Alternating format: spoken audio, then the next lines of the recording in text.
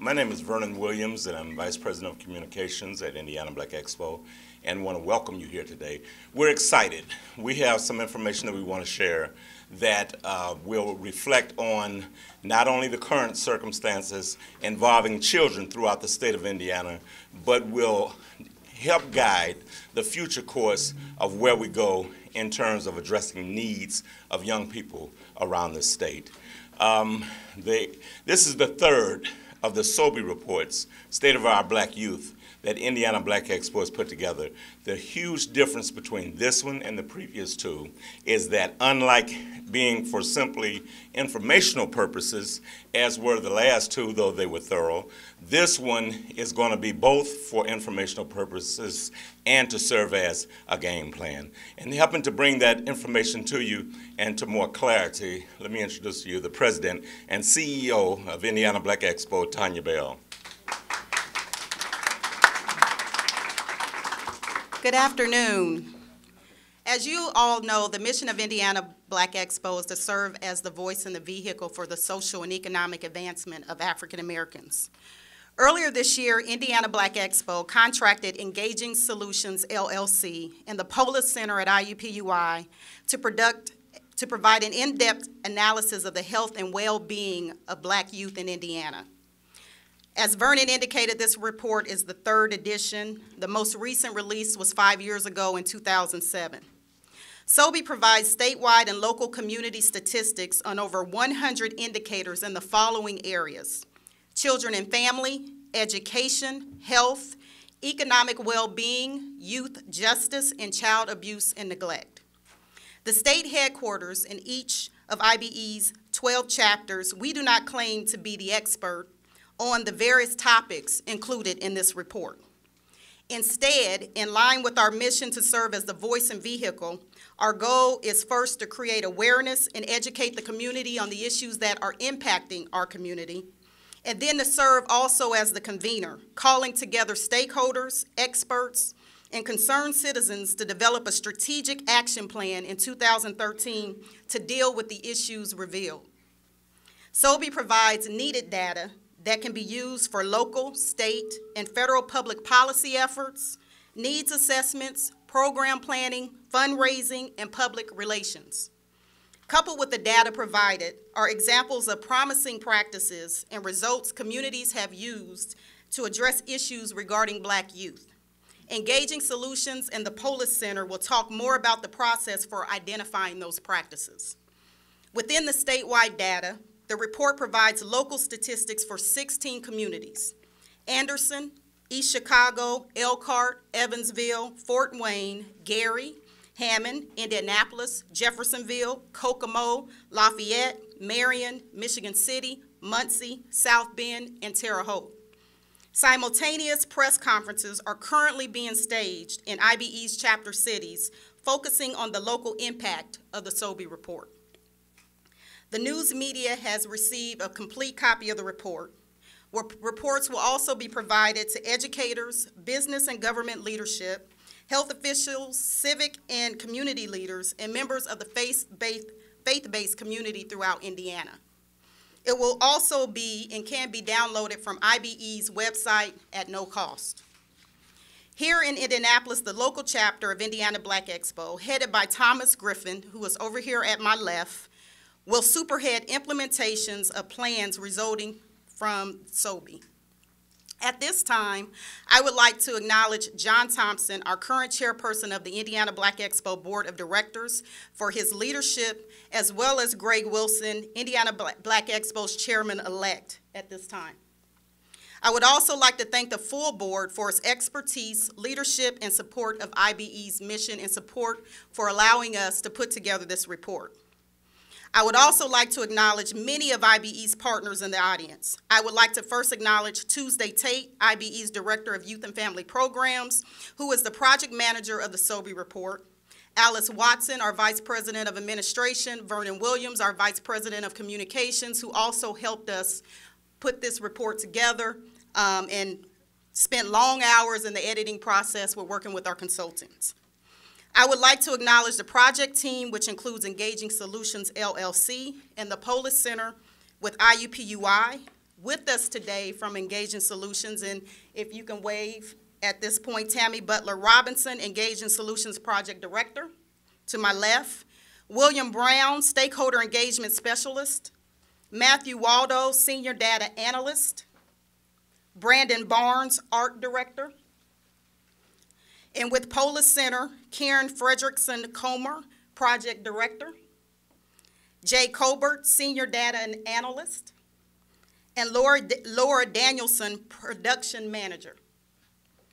I would also like to acknowledge many pastors and ministers that are in the room today and who have committed to collaborate with IBE on the implementation process of the SOBY project. We just left a meeting earlier today. We updated the pastors and the ministers on the report, and we had very great, a good conversation, and we look forward to working together during the implementation phase. I would also like to acknowledge the SOBY Advisory Committee, who contributed their time with working with the project team on this report, many members of which I see here today. I would also like to acknowledge any contributors who are known as our experts for helping the project team throughout this process. Dr. Virginia Kane with the Marion County Health Department, which I believe is in the room today. William Glick with the Indiana Juvenile Justice Task Force, again, which I believe is in the room today. I see him way in the back, waving his hand, and Terrell Zollinger, who also served on the task force, who I believe is in the room today. We would also like to thank all of the local, state, and national agencies for supplying us with the data needed to assemble this report. And lastly, I would like to acknowledge the elected and appointed officials who are in the room. I think I have my favorite official, who is Deputy Mayor Oljan Williams, who's with us to my left. At this time, I would like to invite Tammy Robinson up to the stand, to the podium, with Engaging Solutions, and Karen Frederiksen Comer with the Polis Center, who will speak to the data collection process and the process for identifying promising practices which were identified in the report.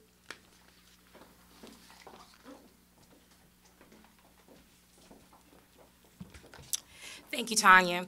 Good afternoon. Once again, I am Tammy Butler Robinson, Managing Principal of Engaging Solutions, LLC. Engaging Solutions and the Polis Center at IUPUI are grateful for the opportunity to work with Indiana Black Expo on this third edition of the State of Our Black Youth Report. The vision of our dynamic team, who you see standing here with us, was to produce a report that would provide a framework for improving the quality of life of Black youth throughout the state of Indiana. Our approach to developing the report included the collection of qualitative as well as quantitative data. The project team consulted with content and statistical experts to determine the topics and indicators to be included in the report. Additionally, as Tanya already mentioned, a stakeholder advisory group was formed to guide decision-making. As a result of these efforts, over 80+ indicators were collected, derived from state and federal data partners. After all the numbers had been crunched and we were able to determine where communities were trending better or trending worse, we knew the report was not complete without including promising practices. So we identified 2 nationally recognized portals for promising practices. Promising practices were selected from the Healthy Communities Institute, which is based in Berkeley, California, out of its Best and Promising Practices database, and the Center for the Study of Social Policy, responsible for developing the National Kids Count Initiative. All of the promising practices that were selected included quantitative measures of improvement. And so we wanted to make sure that when we included those promising practices, that there were quantifiable measurements that allowed us to know that improvements had been made. The inclusion of promising practices will provide a roadmap and resource for communities in their quest to transform negative trends to positive trends. At this time, I have the pleasure of introducing my colleague, Karen Frederiksen Comer, Director of Collaborative Research and Health Geoinformatics, to provide additional details on the data collection process. Thank you, Tammy. Well, good afternoon. As Tammy mentioned, I'm Karen Frederiksen Comer. I'm the Director of Collaborative Research and Health Geoinformatics at the Polis Center, which is part of the School of Liberal Arts at IUPUI. The Polis Center is very pleased to have worked with Indiana Black Expo and Engaging Solutions on this very important project. The data included in the report was collected from multiple state and federal data partners. Via the SOBY Community Information System that is developed and managed by the Polis Center, we were able to tap into existing data sharing agreements with many data providers, which greatly facilitated the data collection process for the report. We are grateful for the collaboration of all of our local data providing partners, which include but are not limited to the Indiana Department of Education, the Indiana State Department of Health, including Maternal and Child Health Services, the Indiana Supreme Court, and the Family and Social Services Administration. Our primary goal was to put the collected data into context. We collected data that allowed geographic comparison, including between Indiana and the U.S., and also between Indiana and its local communities. We also collected data that allowed the comparison of Black youth with youth in general, and thus identification of disparities in the Black youth population. Finally, we collected data that allow us to determine change over time. Based on stakeholder interests and priorities, coupled with observed change in indicators and disparities for Black youth, key data were selected for inclusion in trend tables. In addition to presenting indicator statistics in tabular format, the team created charts and graphs to visually present current indicator values and change over time. All of the data calculations that were used are explained within the user guide. We anticipate that the data presentation will increase the capacity of organizations to make data-informed decisions and will serve as a model for future data collection and presentation for the SOBY communities. Thank you. Thank you, Tammy and Karen. At this time, what I would like to do is talk about the highlights of the report. When comparing the data of this report to the data in 2005 and 2007, we noticed that several state indicators are trending better. For instance, there has been a decrease in teen births and preterm births, an increase in Black graduates receiving Core 40 diplomas. Black third graders passing English I-STEP increased 21.2% over the past 5 years, while those passing Math I-STEP increased 14.7%. There has been a very slight increase in Black median household income, and there has been a decrease in juvenile delinquency case filings and commitments to the Indiana Department of Correction. Although we see better trends, it is important to note that disparities still exist. For instance, although there has been an increase for Black third graders passing the English and Math I-STEP, a higher percent of all race third graders pass the English and Math I-STEP. Again, although Indiana's Black median household income increased from $29,164 to $30,176, a 3.5% increase, this median household income was still $16,353 less than the Indiana total population and lower than the United States. On the other end of the spectrum, the 2012 report reveals that several indicators for Black youth are trending worse. There has been an increase in Black families headed by single mothers. The percent of Black Hoosier families headed by single mothers, which is 57.7%, is more than double that of all families, which is 24.5%. The gap has persisted for 10 years. There has been an increase in Black babies born to unmarried parents. The percent of Indiana Black babies born to unmarried parents, 80.7%, has increased, and in 2010 was more than 10% higher than the national percent. There has been an increase in Black youth living in poverty. Between 2000 and 2010, the percent of Black Hoosier children living in poverty increased over 29%. Currently, 15.2% more Black children in Indiana, 41.7%, are living in poverty than Black children nationally at 36.2%. In Indianapolis, the percent of Black children living in poverty is 38.1% in 2010 compared to 28.8% in 2000. There has been an increase in Black infant deaths. Black infant deaths in Indiana have increased 12% from 2004 to 2009 and are 32.5% higher than the United States. There has been an increase in the obesity rate for Black youth. The obesity rate for Black non-Hispanic high school students is 16.6%. This rate is 46% higher than that of white non-Hispanic high school students at 11.4%. There has been an increase in maltreatment of Black youth. Maltreatment, neglect, physical abuse, and sexual abuse of Hoosier Black youth increased 16.5% from 2006 to 2010 and is 45.2% higher than the United States rate in 2010. In 2010, the reported rate of juvenile case filings for children in need of services due to abuse, neglect, or endangerment was 2.5 times higher for Black children. There has been a substantial need for remediation for Black students attending public colleges and universities. 55% of Black students compared to 31% of all students need college remediation. There are over 100 indicators in this report. We plan over the next few weeks to further analyze the data and move forward into the implementation process. At this time, I would like to introduce Thomas Griffin, President of the Indianapolis Chapter of Indiana Black Expo, to give some brief remarks on Indianapolis.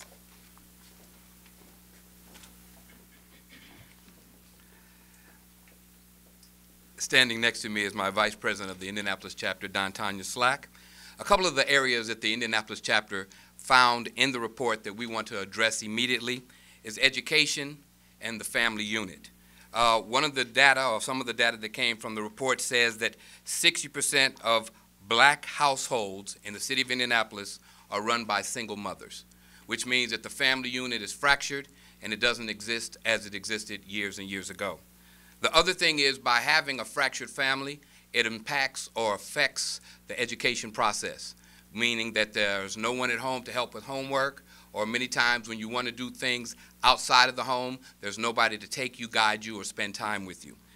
What the Indianapolis Chapter has done consistently over the past few years is during the summertime, prior to our summer celebration, we have a pageant in which we reach out to young ladies in the community to give them background training and aid them in becoming positive young role models in our society, in our community.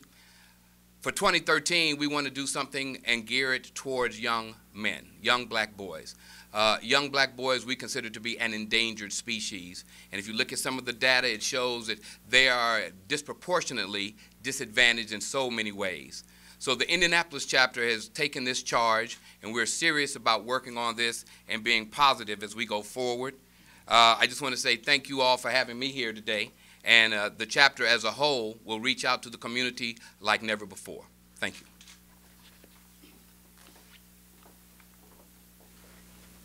Again, this release today of the report is the first phase of the SOBY project. With local and statewide experts and stakeholders at the table, IBE will engage a professional consultant in early 2013 to coordinate a statewide strategic plan and community action plans to create and implement strategies to address the SOBY issues. At this time, I will call back up Vernon Williams, who will open it up for questions. And at this time, I want to bring up, because I know we're going to get a lot of questions that we are not experts on, and so I want to call up all of the experts who are in the room that we've worked with. If you're a state agency that has provided data to us with respect to the process, or if you're an expert or contributor who has helped us along the process, please come up, particularly in the areas of health, education, economics, all of the different indicators in the report. Thank you. As they're coming, Ms. Bell, as they're coming, if you could speak to the role in terms of what happens in January with the consultant coming in. Again, the next phase, make sure I got you up here before I talk.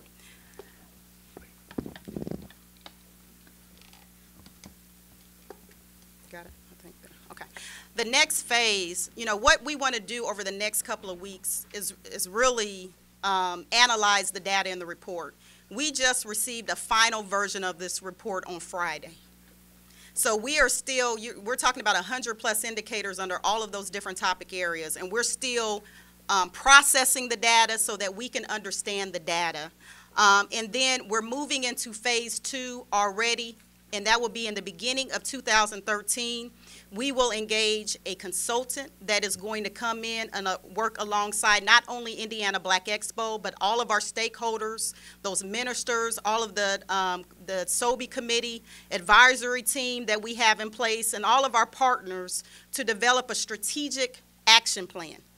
And so this will be a statewide action plan where there will be community action plans within all of those 16 localities that will fit within the statewide strategic plan to address those issues. And they will bring, and when I say they, all of the IBE chapters and our partners across the state will bring their local stakeholders to the table to address those specific issues identified in those local communities. And so that will be the next phase.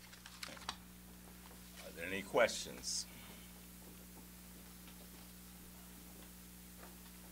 Can I ask you, one that really jumped out at me there is the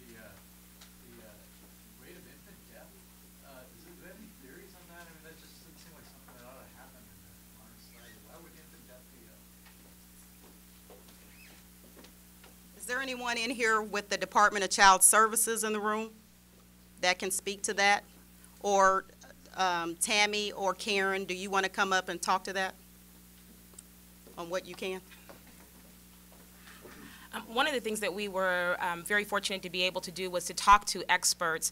One of those was Dr. Virginia Kane with the Marion County Health Department, and what she shared with us was the low number of individuals that seek prenatal care and early care while they are pregnant. And so when that occurs, that a lot of times means that that person is not going in, they're not getting their ultrasounds, they're not getting the care they need to be able to detect if there is a risk in that pregnancy. And so it's very important for that to occur. And so that is one of the reasons. The other reason, or some of the other things that she shared with us, are people that smoke during pregnancy could be an issue, or if there is someone that utilizes drugs during pregnancy, or substance abuse or alcohol abuse during pregnancy as well. And then overall, just being able to educate parents on how to care for a newborn or an infant when they bring them home from the hospital. You will see in some of our promising practices that it talks about programs that have happened where people are making sure that they are training parents on how to care for infants once they bring them home for the hospital. Other questions? In terms of the household income, I believe that there was a 3% over the course of the decade. That it's been a long decade, and inflation has certainly gone up quite a bit. Can you talk about the inflation versus that increase comparison? Is that substantial at all? Or? Thank you. My name is Matt Waldo. I'm the president of Morris Lloyd and Associates. It was an honor to be part of the project team. And the rate of inflation, I know just off the top of my head, from 2010 to 2012 was 5.7%. So, and that's nationally. So clearly, if you stretch that out over a 10-year period, it tends to go up every year. So I don't know off the top of my head the actual inflation rate for that exact period, but I'll tell you that it's definitely higher than the rate of income growth for the black population. So. Can you talk about the implications of that? Sure. So, well, I think it's also illustrative to understand the broader context, which is that Hoosier families in general have not kept pace on income growth over the last decade. But, of course, this is exacerbated or exaggerated, if you will, within the black population. The implications for that are very broad. Children in families with lower incomes tend to be subject to both greater levels of parental stress as well as stress for the children. Of course, they're not often provided, as good nutrition as children in families with better means. You can sort of run down the list of issues. Almost all of them are affected by poverty that we discussed in the report in some way. Now, some are have higher levels of correlation than others. But certainly all of them are affected by poverty. So that increase over the decade swallowed up by inflation? I'm not sure I understand the question. Increase over a course of a decade, was it overtaken by the rate of inflation? Oh, sure. Yes.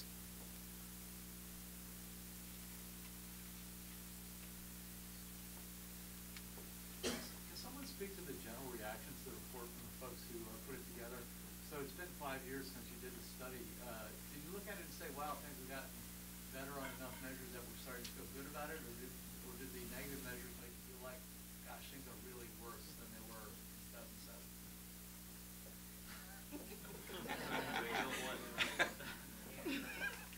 I guess that's me again.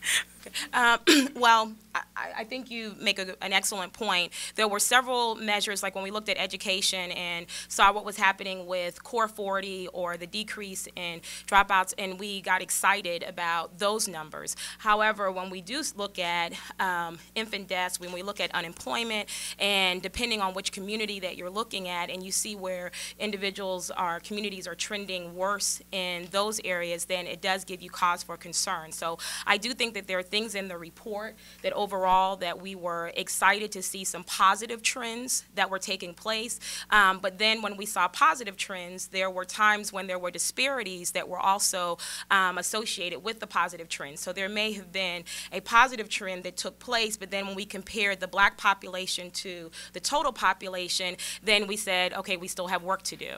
And then we would get excited about what was happening in Indianapolis, as Mr. Griffin was pointing out, and then we'd flip a couple of pages to some of the other communities and see they weren't faring so well in that, so we still have work to do. So I think overall there are there's some progress that has been made since the previous report, but I definitely think that there is work yet to do.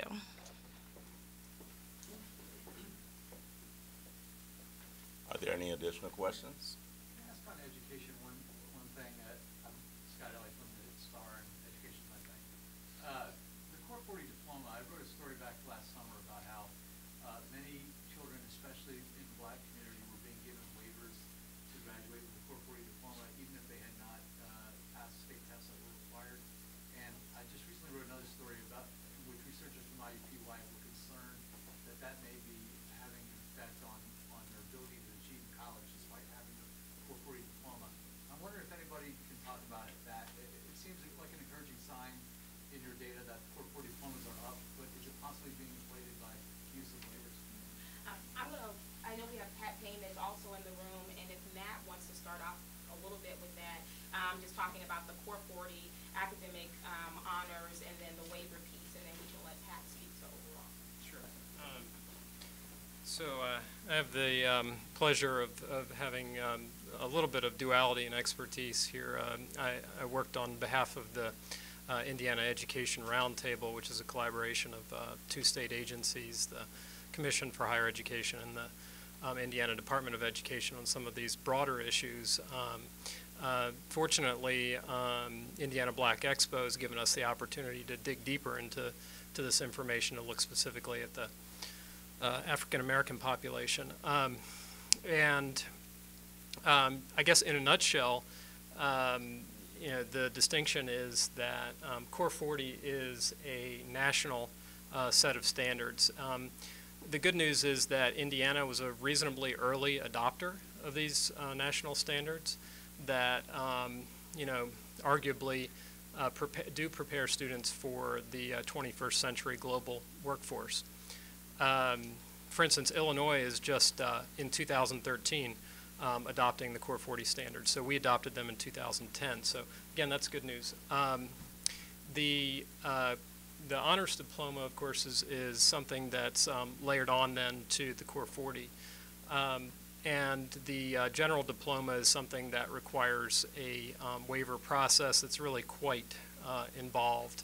The student has to get all kinds of authorizations from parents and teachers, and go through a battery of additional remedial work and so forth. And so, frankly, it's probably not a lot of fun to be in the general diploma group. And the other, sort of implication of that is that the higher education institutions in the state, many of them, particularly the four-year institutions, do not recognize the general diploma as college readiness. And so, you know, you have a large cohort of students that are arguably not prepared for higher education. Well, Carol Craig also. Thank you. As I was listening to the comments that were being made, that's pretty much what the community has found as we have investigated and analyzed the diplomas and looked at the waiver. One thing we do know, the waivers were provided by law, and they were designed for those children who had extenuating circumstances but could demonstrate academically and otherwise that they met the requirements. What has happened is we have recognized that there perhaps are some disproportionate number of waivers in some cases.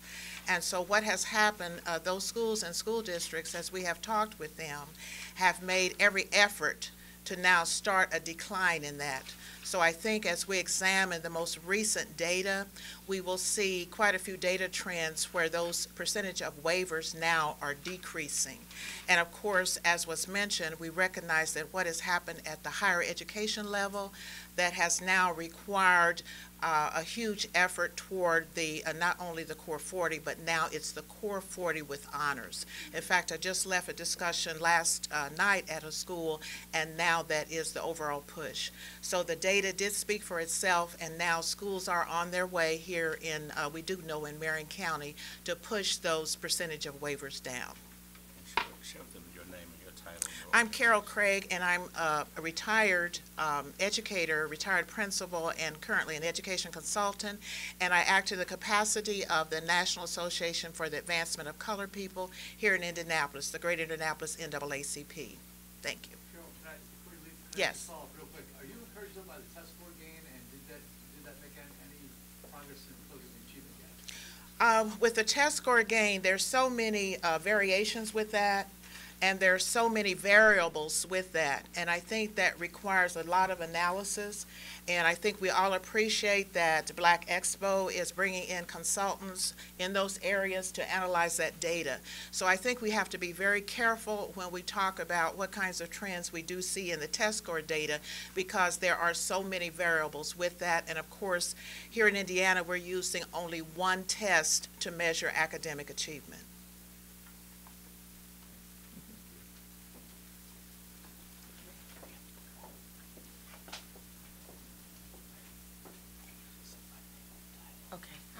I'm Dr. Virginia Kane. I'm Director of the Marion County Public Health Department.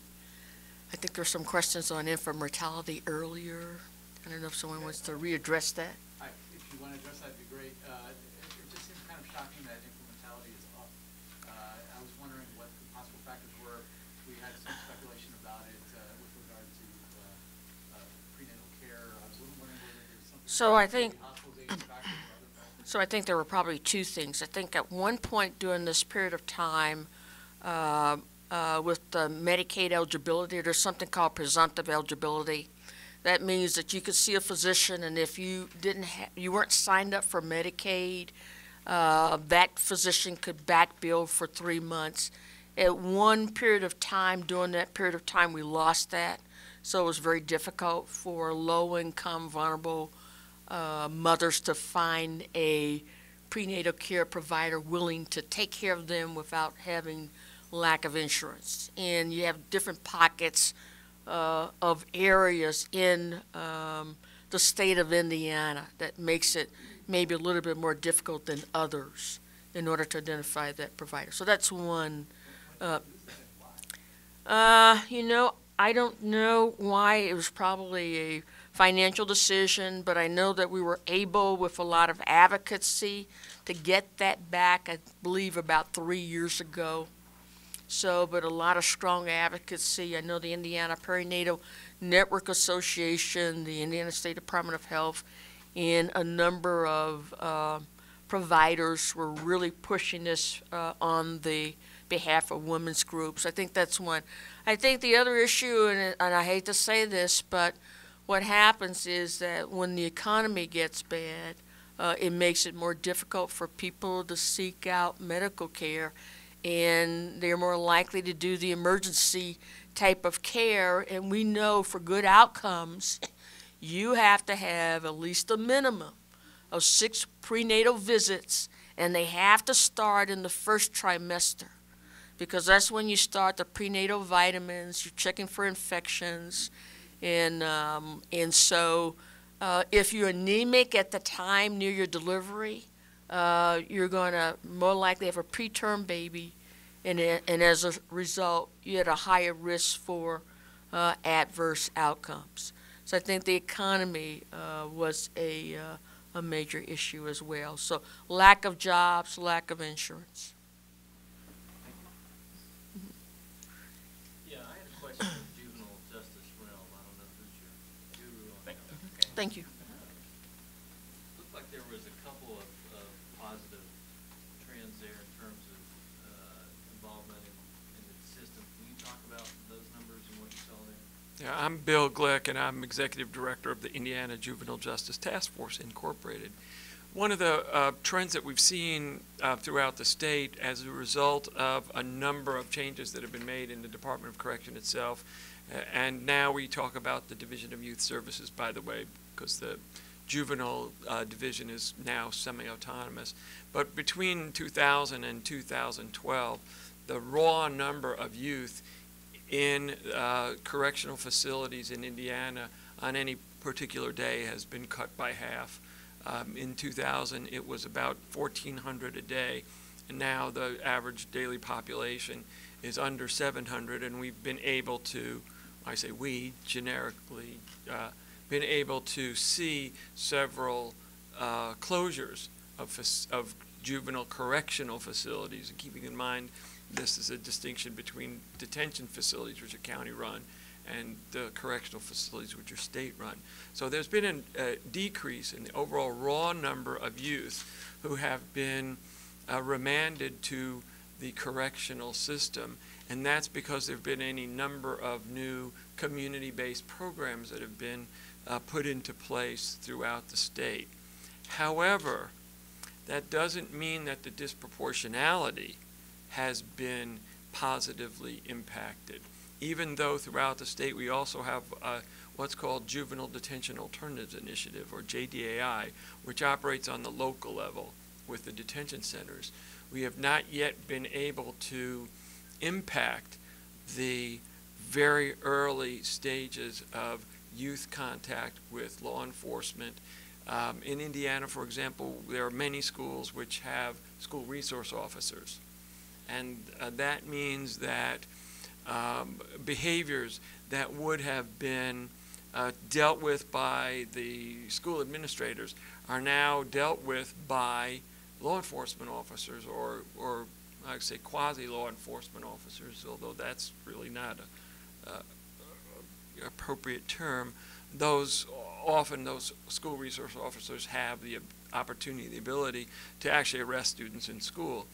Now, if you're a betting person, you would not have changed your bet over the last 15 years as to whether you encountered a Caucasian youth and an African-American youth who'd committed the same crime delinquent act. Over the last 15 years, and this even predates the first State of Our Black Youth report, over the last 15 years, if we have an equal situation in terms of a Caucasian youth and an African-American youth together who've committed the same crime delinquent act, the African-American youth is still nearly 3 times more likely to be detained and processed and incarcerated than the Caucasian youth. There are a number of factors there. One is the opportunity to have a private counsel available to the youth. More often than not, the Caucasian youth is going to be more affluent, and his or her parents or family are going to be more apt to be able to afford private attorneys. And even though we have a good public defender system in most counties, it still leans toward, our system still leans toward the fact that if you have a private attorney, you're much less apt to be processed into the deeper end of the system. And the other unfortunate circumstance, and we hear about this in a high-profile level often, is the opportunity for young people in our communities to obtain guns. And there are many youth who have committed or been associated with what might not be serious crimes, but if a gun is present, for example, in the car or anywhere there, that really magnifies that, makes that potentially more serious, and means that that young person will be more apt to be moved into the deeper end of the system. So even though we've seen an overall decrease in the number of youth remanded, the disproportion is still about 3 to 1. Is that staying roughly the same disproportion, or is it getting worse? It's we have, my agency, we've looked at it not just through the Black Expo reports, but other reports that have been done by other folks, and by our own inspecting the data. That's unfortunately stayed about the same as far as I've looked at it, which has been about 15 years.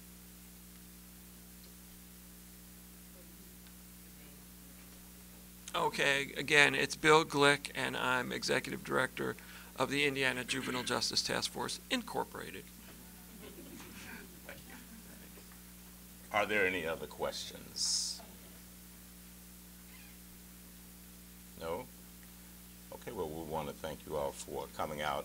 And of course, we look forward to seeing you again at the implementation period phase of this project, and are excited about the possibilities, not just that the information will just be dormant, but that it will actually produce an action plan both here in Indianapolis and central Indiana, as well as throughout the state and all of the 16 cities involved.